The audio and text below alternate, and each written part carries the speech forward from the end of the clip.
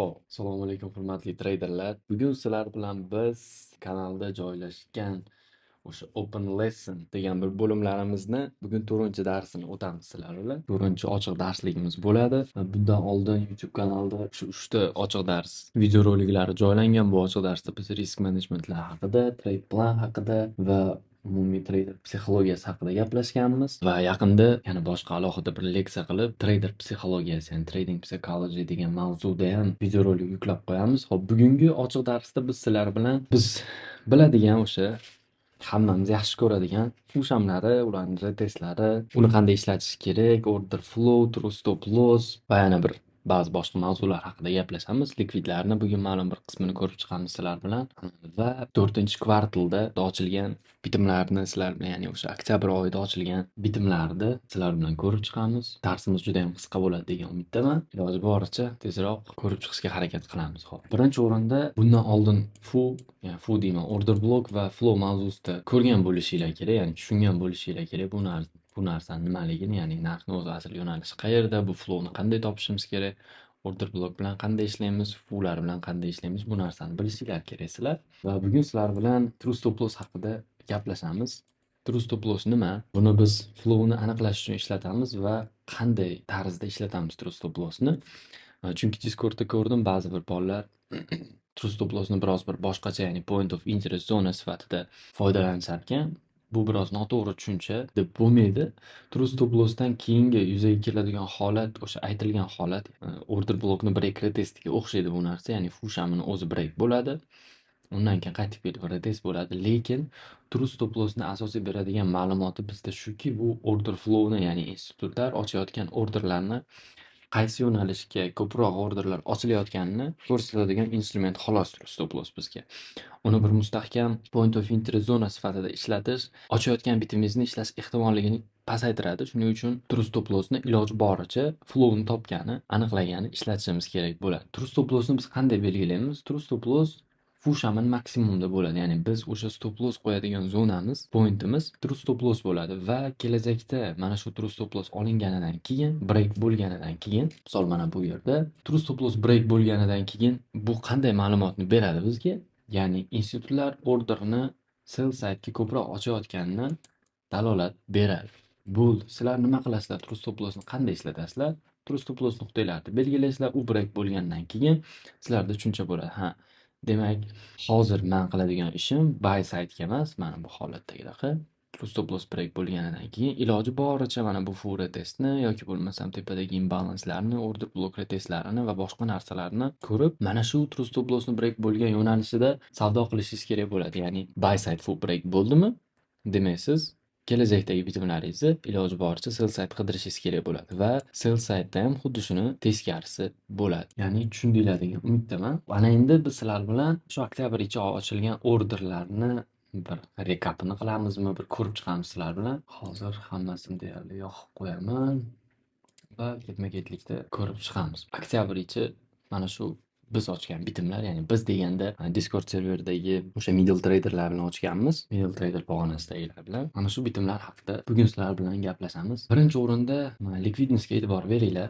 Liquidness pointlarimizga e'tibor berishingizni xohlar edim. Nega? Chunki biz doim bir narsani unutmasligimiz kerakki, bozorda doim ikki holat bo'ladi. Doimiy ikki holat bo'ladi. Ya'ni ma'lum bir orderlar ochilgan bo'ladi va narx mana shu orderlarni orasida harakat qilib yuradi. Ana endi mana shu orderlarni ichida, mana shu orderdan ordergacha bo'lgan harakatda ma'lum bir liquidness pointlari, ya'ni liquid pointlari bo'ladi va kelajakda narx mana shu liquid pointlarni yig'ishtirib, sizlarga o'sha retail traderlarning stop losslari deb tushuntirilgan kitobda. O'zi aslida bu o'sha sotib oluvchilar va sotuvchilar orasidagi nisbat barqaror, ya'ni teng bo'lib qolgan holatdagi shamlarda likvid shamlari hisoblanadi o'zi aslida va bu shamlarni o'zinglar bilasizlar. 3-darslikda ko'rsanglar, YouTube'da ham bepul tushuntirib qo'yganman. Qanaqa shamlar bo'ladi, qanday ishlatamiz biz bularni. Bu yerda olingan liquidness pointlarning hammasi 1 soatlik likvidlar, ya'ni 1 soatlik time frame'da men likvidlarni belgilayman.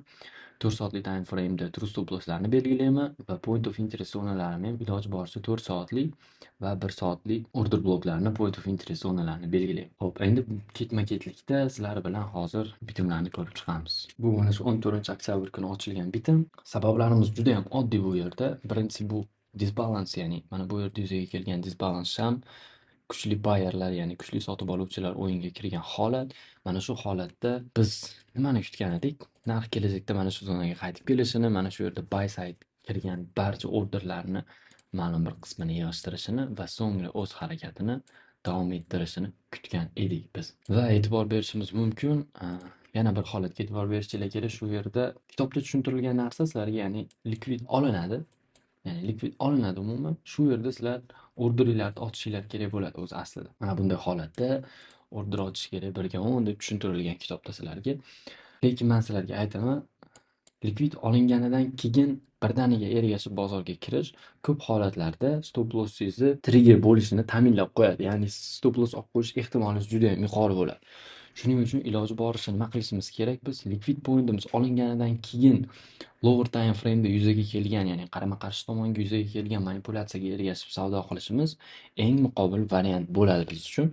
Va shuning uchun biz iloji boricha nima qilamiz? Likvid pointimiz olinganidan keyin yuzaga kelgan manipulyatsiyaga ergashib, o'z bitimlarimizni qidirishni boshlaymiz. Birinchi o'rinda low confidence setuplarni bilganlar tushunib turibdi albatta nima bo'layotganini. Mana bu dojini olinishidan nimaga kirmagansiz? Bu ham likvid-ku, buni olinishidan biz kirishimiz kerak-ku. Mana bunaqa holat olinishidan kirsa yaxshiroq bo'lar edi-ku deganlar to'g'ri, gapinglar to'g'ri umuman. Ya'ni model o'zini ko'rinishiga ko'ra doji, ya'ni inside bar deysizlarmi, buni boshqa narsa deysizlarmi? Ya'ni bu yerda sotib oluvchilar borligini biz tushunamiz, lekin har bitta yuzaga kelgan doji ham liquid point bo'lmasligini sizlar tushunishinglar kerak. Buni menimcha tushuntirmaganman YouTube kanalidagi darslikda, lekin bu Discordda bor ko'rsanglar, low liquidity move deydi. Buni nimagaligini ham tushuntirganman. Ya'ni ba'zi holatlarda institutlar juda ham katta miqdordagi orderlarni, biz bilgandaqa orderlarni olib kirishmaydi bozorga, chunki bu liquidity providerga kuchli ta'sir qiladi va talab taklif nisbati juda ham farq qilib ketadi va narx imbalans harakatlari bilan ko'tarilib ketadi va bu imbalans harakatning ichida ham boshqa treyderlar qo'shib olinishi, ya'ni bozorga mana shu imbalans harakat bilan ergashib kirib olishi mumkin bo'lgani uchun iloji boricha narxni, ya'ni kelajakdagi buy harakatini bildirmaslikkami yoki bo'lmasam plavniy deydi, o'zbek tilida bilmadim qanday aytishdi. Plavniyroq harakat qilish uchun yuzaga keltiradi low liquidity move'ni. Birinchi o'rinda bizning sababimiz bu buy trend, ya'ni mana shu buy bitimni ochishdan sabab nima bo'lgan? Bu liquidность bo'lgan, ya'ni o'sha disbalans olinishi bo'lgan. Undan keyin attempted push ham hosil bo'lgan bizda. Mana bu attempted push ham. Bu attempted push ham hosil bo'lganidan keyin biz nima qilganmiz? Bu yerda ikki holatni kuzatganmiz. Ya'ni ili maksimum olinib, ya'ni maksimum deyman, attempted push hamini minimumi olinib, so'ngra ma'lum bir manipulyatsiyaga ergashishimiz kerak bo'lgan yoki bo'lmasam hammamiz bilgan o'sha low confidence setupni ikkinchi holati. Hozir hamma SRTchilar kirib, bu turtle suit baqir-chaqir qilishadi. Agar qilishsa, qilishmasa ham bu xullas attempted push'ning ikkinchi ssenariysi, ya'ni birinchi ssenariysi aslida SRT holati yuzaga kelgan bu yerda.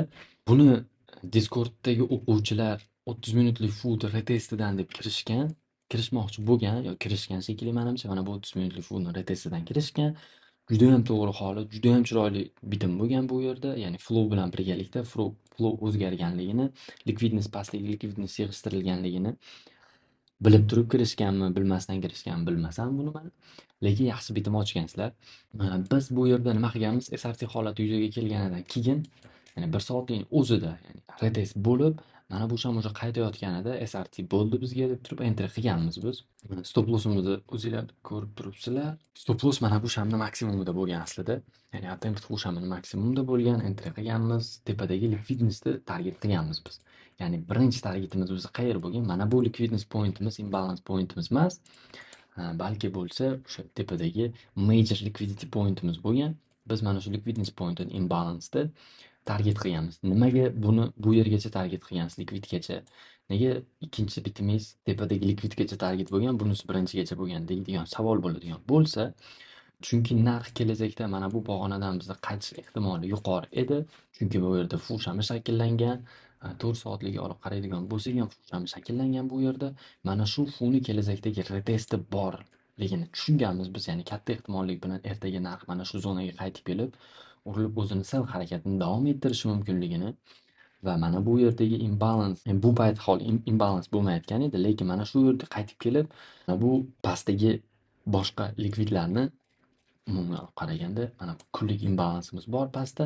Mana shu kunlik imbalansni targib qilish ehtimoli yuqori bo'lgani uchun hali bizda flowni to'liq o'zgarganligiga tasdiq bo'lmaganligi uchun birinchi likvidni target qilganmiz, birinchi likvid pointni va e'tibor berishimiz mumkin treydimiz 1/2 to'g'ri likvidgacha borib ma'lum bir reaksiyani bergan o'sha kuni sell reaksiyani, lekin yana xuddi o'sha holat attempt phone retesti bilan narx yana o'z yo'nalishini davom ettirib, true stop loss'ni o'zgartirgandan keyin, mana bu 4 soatlik true stop loss'ni olganidan keyin bayimiz to'laqonli mustahkamligini tushunib, mana bu ikkinchi ochgan bitimimizni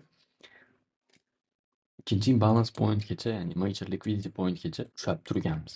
Ya'ni birinchisini sababi bu shunchaki 1 soatlik SRT model hosil bo'layotganda edi. 30 minutlik time frame'ga o'tib, mana bu 30 minutlik fu retestini ko'rib kirganlar undan ham zo'r kirgan, mustahkamroq, ya'ni chiroyli HS model yuzaga kelganida kirishgan. Respekt deydimi, nima deydi? Zo'r holat, kelgan holatlar juda ham zo'r. Xo'p, ana endi ikkinchi bitimimizga to'xtalamiz. Bu bitimda e'tibor bergan bo'lsanglar, lower time frame'da, ya'ni 15 minutlik time frame'da hech narsa yo'q. Ya'ni bu yerda na fu bor, na bir boshqa narsa bor. Entry qilish uchun sabab nima bu yerda? 30 minutlik time frame'da ham ko'rsanglar, shunchaki bu imbalance sham va undan keyingi yuzaga kelgan fu sham tushunarli. Mana bu yerda yana entry qilsak bo'lar edi biz.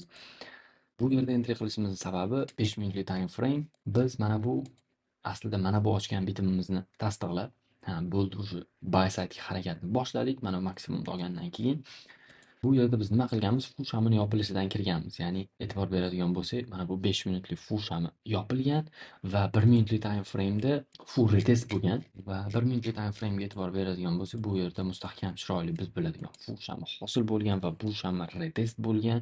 Retest bo'lib yopilganidan keyin mana bu sham biz entry qilganmiz mana shu shamni o'zida. Fu shamini maksimumiga stop lossimizni qo'yib, keyingi liquidity pointgacha ushlaganmiz buni. 1.17 undan keyingi bo'ladigan bitimimiz, bu bitim ko'ryapsizlar stop loss olgan. Asosiy sabablardan biri nima edi? Bu mana shu 1 soatlik attempt funi yopilgani. Bu yerda bundan oldin liquidity pointlarimizni belgilab olgan edik. Hozir o'chirib yuborganman. Ya'ni mana bu yerda dojini olinishi, sell side harakat va mana bu disbalansni olinishi, yana sell side harakat bilan ikkita ketma-ket likvid olinganidan keyin qo'yilgan sellerlarni likvidi biz tushungan edik. To есть hozir erta kirgan sellerlar o'yindan chiqarib tashlanyapti va kelajakda ma'lum bir manipulyatsiya bo'lib, narx mana bu likvid pointni ovlasa kerak, imbalance pointni ovlasa kerak degan tushuncha bilan bitimni amalga oshirganmiz. Bu yerda o'zinglar ko'rib turibsizlar, stop loss yeganmiz. Chiroyli bo'lib stop loss yeyilgan. Nimaga stop loss yeyilgan? Bunda yana o'sha tasdiqlar yo'q. Shunchaki oddiy bazaviy tasdiq bilan, ya'ni mana shu fu shamimiz attempt funi kelib retest bo'ladi, 50% ni belgilab olganmiz buni va mana shu fu shami retest bo'ladi deb maksimumga, stop loss maksimumga qo'yib, fu shamni maksimumga qo'yib kirganmiz. O'zi aslida stop lossni mana bu yerga qo'yishimiz kerak edi maksimumga. Mana shu maksimumga qo'yib ishlashimiz kerak edi, chunki mana shu yerda rejection bo'lgani va mana shu yerda hozir kichkina time frame'ga o'tsak, aniq fu shami, ya'ni mana bu yerda bo'lishi kerakligini stop lossimizni va mana shu yerda hozir kichkina time frame'ga o'tsak, aniq fu shami bor va mana shu fu shamini maksimumga qo'yishimiz kerak edi o'zi aslida stop lossimizni. Mana o'sha fu shami aytganimdek, mana ketma-ket ikkita fu shami shakllangan. Ya'ni bu yerda institutlarni orderi, juda ham katta miqdordagi orderlar ochilganligini tushunishimiz kerak edi va mana shu yerga iloji boricha stop lossni qo'yib, bundan keyingi ochadigan bitimlarni mana shu yerga qo'yib kirishimiz kerak edi. Lekin biz nima qilganmiz? Shu 1 soatlik attempt fu shamini o'ziga qo'yib, stop lossimizni iloji boricha kichiklashtirib, RR miqdorini 1/10 RR qilamiz deb ishlaganmiz va ko'rib turibmizki, stop loss yeganmiz bu yerda. Ikkinchi ssenariyni biz, sizlar bilishinglar kerak. Ikkinchi ssenariyni attempt fo'da, ya'ni maksimum olinadi attempt fo'ni yoki maksimum minimum point olinadi va undan keyin harakat davom etadi. Attempt fo qaysi tomonga hosil bo'lgan bo'lsa, ya'ni buy attempt bo'ldimi, ikki holat bo'ladi. 50% ni olib qaytadi retest, 50 bo'lmasa maksimumni olib qaytadi. Siz doim mana shu ikki holatga tayyor turishingiz kerak. Ya'ni 50 maksimum olinishidan kirishingiz kerak, entry qilishingiz kerak. 50 bo'lmasa 100% dan, 50% dan entry qilishingiz kerak bo'ladi. Biz mana shu yerda RR nisbatini to'g'irlaymiz deb pozitsiyani berganmiz, pozitsiyani yo'qotganmiz, lekin stop loss -1% va undan keyingi bitimimiz nimaga ergashib kirilgan? Fu shamigacha retest ya'ni fushamidan retest bo'lishini, mana bu 1 soatlik fushamidan retest bo'lishini biz примерно bilganmiz. То есть mana shudan ma'lum bir buy side retest bo'lishi mumkin deb targetimizni mana shu fushamgacha qo'yganmiz 1 ga Etherer. Entry qilishimiz juda ham oson bo'lgan, ya'ni major liquidity-miz bo'lgan, bizni disbalance plus imbalance shamimiz. Mana shu disbalance imbalance olinganidan keyin kichkina time frame'ga o'tib aniqlik kiritganmiz biz bu imbalansga, ya'ni qanday imbalans bu, oxirgi point qayerda, last area of liquidity deydi. Mana shu joyi qayerda deb aniqlik kiritganmiz. Bu mana shu fushamiz 15 minutlik fushamidan keyingi hosil bo'lgan disbalans shamda liquidity pointimiz bo'lgan. Biz bu liquidity point olinishini kutganmiz. Liquidity olingan. 30 minutlik time frame'da bu negation bo'lib, o'zi aslida fushamning o'zi negation bo'lgan. Bu mana shu HS modellarini biror bir negation bo'lish prinsipi, ya'ni ketma-ketsalarda o'zi HS model bo'ladi buyga, lekin mana shu HS model yana qarshilikka uchraydi negation shami bilan. Va mana shu negation shami yopilganidan keyin, bizga to'laqonli tasdiq bo'lganidan keyin, mana shu sham yopilganidan keyin biz kirganmiz entry qilib. Stop lossimiz mana shu fushamini maksimumda bo'lgan. 1 ga 7 emas, menimcha 1 ga 9 zarari bilan chiqqanmiz o'zida, 1 ga 8 ham emas. Shunday holat, ya'ni mana shu сделкani ochganmiz biz. Va mana shu yerda savol bo'lishi mumkin, nimaga sizlar mana bu dojini target qilmagansizlar? Mana shu dojini olinishini kutmagansizlar. Inside barku bu doji-ku, hamma narsasi to'g'ri keladi-ku dojiga deydigan bo'lsanglar, bu narsani ham sizlarga tushuntirgan bo'lishim kerak. Bu o'sha fake dojilar. Bu dojilar ko'p holatda ovlanmaydi. Ovlanadigan bo'lsa ham mana bunaqa holatda ovlanadi, ya'ni. Ovlanib, ma'lum bir kichik reaksiya bo'ladi dojidan, lekin baribir yana narx o'z harakatini davom ettiradi. Ya'ni liquidity pointlarni ham to'g'ri ajratishni bilishinglar kerak. Mana bu flowni sellligini biz qayerdan aniqlaganmiz? Bu o'sha bundan oldin ko'rsatgan true stop loss'im, ya'ni mana bu full buy side flow'imiz break bo'lganidan keyin, mana bu birinchi sababi flowni o'zgargani. O'zi aslida flowni o'zgarganiga sabab mana bu sham. Bu yerda nima bo'lgan, nima holat bo'lgan va fundamental tahlil bo'yicha bu yerda form statement chiqqan va o'zinglar bilasizlar, form statement chiqsa, bu mana shu dollarga ma'lum bir ta'sirini o'tkazadi, uzoq muddatdagi ta'sirini o'tkazadi va bundan keyin yuzaga keladigan trendda, ya'ni form statement chiqqanidan keyin yuzaga kelgan trendda siz bemalol savdo qilsangiz bo'ladi. Ya'ni sell side harakat bo'ldimi o'sha kuni, ertasi kuni siz bemalol mana shu sell side bitimlaringizni bilgan bo'lsa, ertasi kundan boshlab o'sha sell side bitimlarni qidirsangiz bo'laveradi. Bu mavzuni menimcha sizlarga tushuntirgan bo'lishim kerak. Yangiliklar chiqadigan ma'lum bir fundamental tahlilni, oddiy fundamental tahlilni ma'lum bir yangiliklarda qanday qilib savdo qilish kerakligini, ma'lum bir statistikalar chiqqandan keyin o'sha statistikalarga ergashib savdo qilsa bo'lishini tushuntirganman. Va umumiy holatda bizda mana shu oktyabr ichi faqatgina 4 dona сделка bitim ochganmiz biz va umumiy hisobda 30% mi, 32% mi shunaqa profit qilganmiz biz. Middle traderlar bilan birgalikda. Ba'zi middle traderlar haligacha sell ushlab turibdi. Mana bu yerda sell bitimimiz bor, mana bu yerda sell bitimimiz bor. Sentyabrning oxirida ochilgan bitimlarimiz. Bu bitimlar swing trade'lar oylik time frame'ga qaralgan va shuning uchun bu bitimlarni biz hozirgacha ushlab turibmiz. Xullas, shu bugungi darsimiz qisqa bo'ladi degan umidda edim. Qisqa bo'ldi menimcha. Darsimiz shu edi. Ochilgan 4 ta bitimni ko'rsatib olishim kerak sizlarga. Flowni yo'nalishi, ya'ni true stop lossni ishlatishni ahamiyatini tushundinglar degan umiddaman. True stop lossni kelajakda to'g'ri ishlatasizlar degan umiddaman. Ya'ni ko'pchiligimiz biladigan, ya'ni qanday ishlatyapsizlar true stop lossni? True stop loss flowlar bor. Misol uchun break bo'lganidan keyin qaytib kelib retestidan bitim ochish kerak. To'g'ri, bu narsa shunaqa qilib bitim ochsanglar bo'ladi. Lekin bu bitimlarga o'xshash ehtimolligi plus minus 40% bo'ladi. Shuning uchun iloji boricha true stop lossni mana bunaqa holatda ishlatmanglar va iloji boricha true stop loss tushunchasini, instrumentni o'zini, flowni aniqlagani, institutlar qayerga order ochayotganini aniqlanglar va mana shu orderga ergashib ishlatinglar. Tillada ishlaydigan bo'lsanglar, true stop losslarni kunlik va haftalik time frame'larda belgilash kerak bo'ladi.